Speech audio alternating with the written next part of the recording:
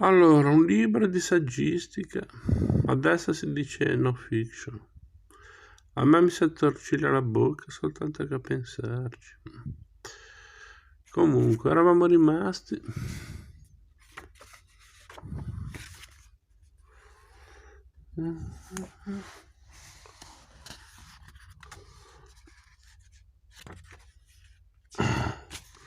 Socrate sposò Santipe quando aveva quasi 50 anni, forse più per avere un figlio che non una moglie. Fino a quel momento si era sempre tenuto alla larga dal matrimonio.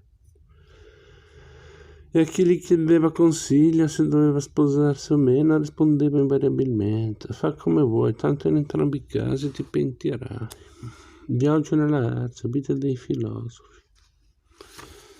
Santipe, donna dal carattere forte, è passata alla storia come lo stereotipo della moglie rompiscatole e possessiva. Non è escluso però che lo stesso Socrate non le debba qualcosa in termini di popolarità. Persino il Corriere dei Piccoli negli anni 30 le dedicava ogni settimana una striscia che iniziava sempre con la stessa quartina. Tutti sanno che Santipe matta andava per le trippe. Trippe a pranzo, trippe a cena, Dio per Socrate che pena. Sul rapporto Socrate-Santipe si è sempre un po' ricamato. Con ogni probabilità la loro vita coniugale doveva essere molto più normale di quanto non si pensi. Lei era una casalinga come ce ne sono tante, dotata di senso pratico, gravata da problemi concreti, con 1 o 3 figli da crescere e con un marito che, a parte una piccola rendita lasciatagli dalla madre, non portava a casa una lira. Lui un bravo uomo, ricco di ironia, che le voleva bene e che la subiva con rassegnazione. Quello che più faceva mandare in bestia Santipe era il fatto che il marito non le rivolgesse quasi mai la parola. Tanto era sciarriero con gli amici per le strade di Atene quanto taciturno a casa. Diogenes Laerzi racconta che una volta, durante un litigio, Santipe si è infuriata al punto da tirargli addosso un secchio pieno d'acqua. Al che Socrate commentò la cosa dicendo: lo sapevo che il tuono di Santipe prima o poi si sarebbe tramutato in pioggia. Ma come fai a sopportarla? Gli chiese un giorno Alcibiade. E lui: certe volte vivere con una donna del genere può essere utile, come domare un cavallo furioso. Dopo si è più preparati ad affrontare i propri simili nell'agorà. Senofonte si impose 2:10 in Socrate tutte le testimonianze da Aristofane a Senofonte ai padri cristiani. A cura di Gian Antonio la terza bar 1971. E poi cosa vuoi che ti dica? Ormai mi ci sono abituato, è come sentire il rumore incessante di un argano. Aristotele ci informa che Socrate aveva anche una seconda moglie, una certa Mirto, figlia niente meno che di Aristide il Giusto. Secondo Plutarco il filosofo si sposò 2 volte solo per bontà d'animo, già che questa Mirto, pur essendo parente stretta di Aristide, era finita nella più nera miseria. Altri invece sostengono che fosse solo una concubina che si era trascinata in casa una sera che aveva bevuto. Ad ogni modo, moglie o amante che fosse, Mirto gli regalò 2 figli, Sofronisco e Menesseno, che messi insieme all'Amprocle, il primogenito e figlio di Santipe, portarono a trarre la discendenza del filosofo. La cosa non deve poi tanto meravigliarci dal momento che il governo di Atene, per aumentare il numero degli ateniesi veraci, incoraggiava i cittadini ad avere più figli con donne diverse. Sul triangolo Socrate, Santipe e Mirto c'è un divertente brano tratto da un'opera di Brunetto Latini. A titolo di cronaca ricordo che l'autore in questione è quel famoso Ser Brunetto che Dante Alighieri colloca all'inferno, nel girone dei sodomiti.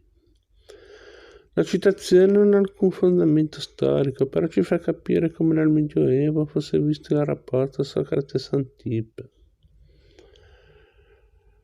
Socrate fu il grandissimo filosofo in quel tempo e fu molto laido uomo a vedere che egli era piccolo malamente. È il volto piloso, le nari ampie e rincazzate, la testa calma e cavata, piloso il collo e gli omeri, le gambe sottili e ravolte.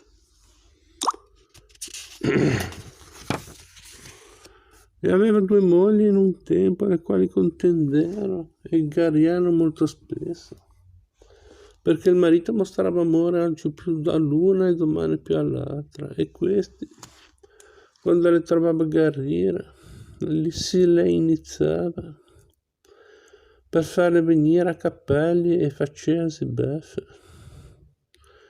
E faceasine beffe vincendo che le contendevano per così sottissimo uomo. Sicché un giorno, facendo questi beffe di loro che si traeano i cappelli, quelle in concordia si lasciarono e vengono indosso e mettollosi sotto e pellarlo, sì che di pochi cappelluzzi che le avevano lì ne rimase uno in capo.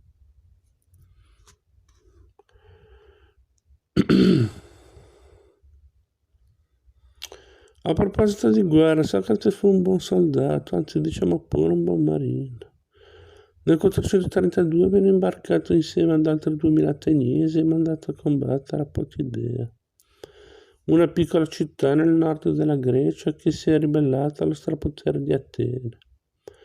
Siamo in piena guerra del Peloponneso e gli ateniesi, temendo che la rivolta possa estendersi a tutta la Tracia, sono costretti a inviare sul posto una spedizione punitiva. È in questa occasione che Socrate si guadagna la sua prima medaglia al valore, salvando la vita al giovane Alcibiade. Lo vede ferito sul campo di battaglia, se lo carica a cavalluccio e lo porta in salvo tra una salva di nemici. Non è tanto però il coraggio del filosofo a sorprenderci, quanto la sua totale indifferenza ai disagi della guerra. In proposito, sentiamo che cosa ci racconta lo stesso Alcibiade nel Simposio. Fummo insieme sul campo di Potidea e avevamo il rancio in comune.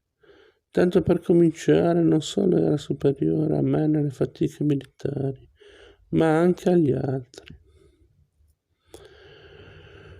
Quando ci capitava di dover sostenere la fame, come spesso avviene in guerra, tutti noi al suo confronto non valevamo un bel niente. Nelle baldorie invece era lui solo a godere fino in fondo. Non che lo volesse, ma quando lo si forzava a bere era capace di battere tutti senza mai cadere ubriaco. Quanto poi a sopportare l'inverno, che al nord è tremendo, faceva addirittura miracoli. Un giorno c'era un gelo da inorridire. Tutti si erano rintanati nei rifugi e quelli che uscivano all'aperto avevano cura di avvolgersi in un'incredibile quantità di panni e di fasciarsi i piedi con feltre e pellicce.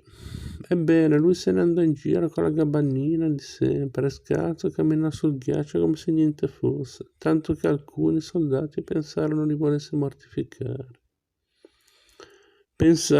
li volesse mortificare. Un'altra volta, tutto assorto in una qualche idea, si impiantò rito in mezzo al campo fino all'alba a meditare, poiché non ne veniva a capo, continuò sempre restando immobile, a pensare anche durante il giorno. Quando si fece mezzogiorno, alcuni uomini, accortisi di questo suo strano atteggiamento, cominciarono a dirsi l'un l'altro: Socrate se ne sta impalato dall'alba in qualche pensiero.